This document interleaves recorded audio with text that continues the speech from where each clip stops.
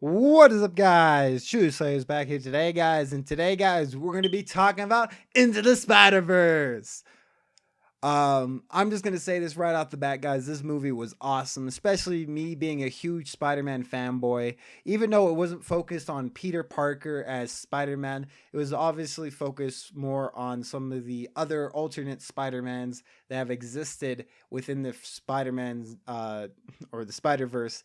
It mainly focused on Miles, which had a lot of good character development. He was very understandable. He got put into a situation where, like, anyone, especially his age, would probably be a bit scared. And overcoming that is a really, really well done in this movie. And I felt like his hero journey was really well done. And I also love the fact that when they introduced the other spider people, that they did a very good job at least explaining some of their backstory and giving us some information, especially if we didn't read the comments or know anything about them. And they did it in such a good way of balancing those extra stories and giving them proper information and introductions, as well as they actually had some good comedy in it. Like, I think Marvel has been very good lately at mixing comedy with the actual story. It doesn't like overshadow the story or take away from the story. It's not even that like in your face comedy, except for maybe some of the jokes that at the beginning, or some of the Spider-Ham jokes, because they're kind of like Looney Tune jokes. But I felt like it was really well done, and I honestly was surprised, especially coming from Sony. Like, when you remember when I did the Venom review, I did enjoy the movie, but it definitely didn't hit it out of the park for me. It felt like it was lacking a few things here and there, and maybe a little bit more of a story. Like, I don't want to harp on Venom because I feel like it's one of the best things Sony has done, but Sony has honestly topped themselves with this animated movie. And it's surprising because they really didn't focus on Peter Parker, who is Spider-Man, right? The main guy, the man that Sony lend over to Disney so they can make Infinity War and do all this stuff with him. And seeing this movie, I actually have trust in Sony again, to be quite honest. Like, Venom gave me that like few things I was like, yeah, this definitely works as a movie, but it could have been better. But this just hit it out of the park for me. It honestly felt like a labor of love, whether it be through the designs of the spider suits. I mean, obviously they're ripped right from the comic, but the overall style of the movie felt like it was literally a comic book brought to life on the big screen. And if there was anything I was going to critique about this movie, I would just say some of the close-ups with how they did the art style in the movie made stuff when it was close up in your face just feel a little bit floaty, but it wasn't too bad to the point where like, oh god, my eyes. But it did make you like, really, come on. It's like a really bad 3D effect getting shoved in your face, and you're like, you need those 3D glasses. But I really did enjoy it. I really felt like it was really well done, giving enough time to develop the characters, as well as the comedy was solid.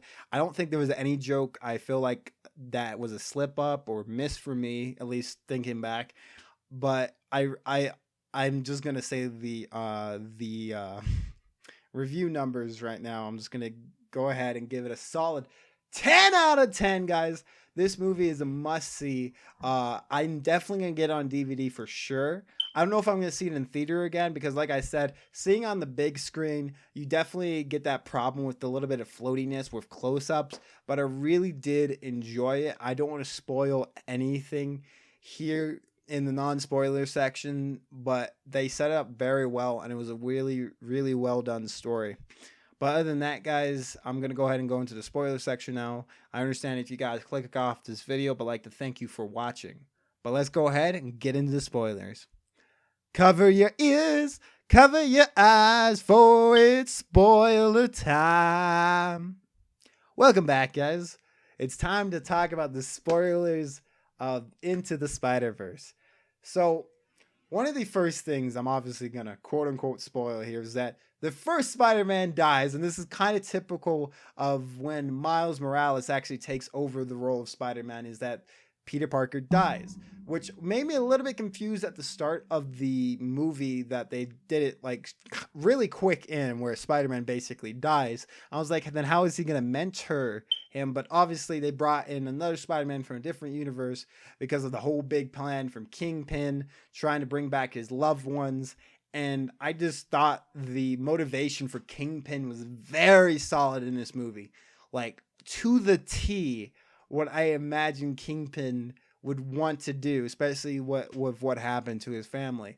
And that motivation was probably the most believable motivation for a villain I've seen for Marvel as of late. Like it was a spot on. Like he just wanted to bring back his family, and the only way he could do that is to bring them from a different universe. And I just thought that it was really well done for that. I'm gonna be probably complimenting this movie a lot, but like I actually didn't read any of the comics behind Miles Morales, so seeing that he has some additional powers on top of base Spider-Man was pretty crazy. Like the ability to electrify, so bioelectricity, the ability to turn invisible. Mind you, there was a Spider-Man who actually had a spider suit that actually allowed him to turn invisible, but it was using sound waves. I think, if I remember right, it was Spider-Man Ultimate. I'm not sure. I could be wrong in that, but it was the one where he went to like the different dimension when he was chasing down Venom and Carnage.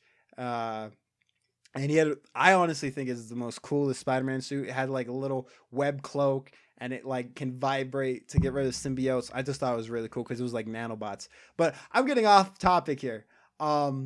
I just thought it was really cool to have additional powers. It definitely made him seem like a whole different person just because he had those powers. But not only that, his personality was extremely different from the rest of the cast, which I really think is hard, especially when it comes to you're basically rehashing the same hero with the same powers.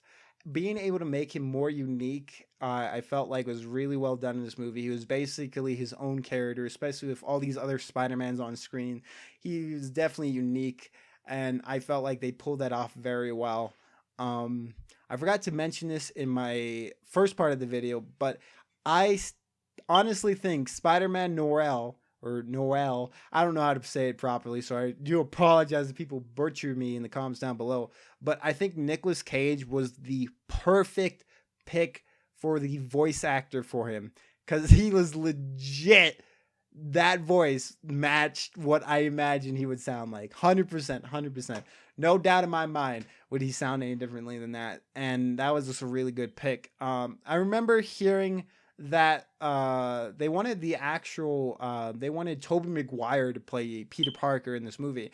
And like thinking about that and comparing it to the one they had in this movie, I don't think it would have been a bad choice. I mean, obviously we don't know, the movie's already made, but I did feel like this Spider-Man they had in here was solid, but I think he could have been better. Maybe just a bit. Because like obviously he was really lax. Like I understand that we wanted to seem distant, especially since he's from a universe where things didn't work out for Spider-Man and he got lazy basically. And I understand why they probably went with this voice actor, but I think maybe Tobey Maguire could have pulled it off a bit better. But hey, that's just my honest opinion. I did really enjoy it. Other than that, I'm trying to think here. Oh, the extra credit scene. Just a heads up for anyone going to see the movie, if you're watching the spoiler section because you just want to spoil yourself. The extra credit scene is actually after the second credits, which really bugs me. I don't know why in the world they put it that far after the movie. It's really weird with Marvel. Like, you always know there's going to be an extra credit scene at the end of the movie. But this one seemed to want to put it like really, really far back, because you have the initial end credit scenes where it just gives you the names of the people, not like every single person possible who worked on it, but basically the main characters, the voice actors, some of the animators, some of the like directors, and then usually goes to the extra credit scene, and then it goes to like the whole list of people. Like I waited through that and it was like there was no scene. and then I had to go bathroom because I was holding it in for so long, and I ended up going to the bathroom and like, screw it, I'm just gonna watch it online. I watched it online, and it was really good. If they just put it in a better place, I would have been able to see it on the big screen, which I honestly think would have made it better. But what it was basically talking about the 60s Spider-Man when he's pointing at the other Spider-Man and they're just pointing back and forth. I thought it was really funny and a really good inside joke, especially for those big Spider-Man fanboys like me. And honestly, if they just put it in a better time slot, like they timed it better near the end of the movie, I would have loved to see it on the big screen. 1 second, guys. Oh, sorry about that. But other than that, with Spider-Man dying and them being able to bring these characters to life on the screen, I don't think there's any more spoilers I want to spoil here, but the overall story arc for the Kingpin as well as Miles growing to become the superhero we all know he can be, I felt like it was such a wonderfully well done movie that you gotta see it. I think it honestly could be one of the best animated movies of 2019. But that's going to end it for me, guys. I hope you guys did enjoy this review. I know it took like extra day or so to get it out just because I got busy, but I'm sorry about that.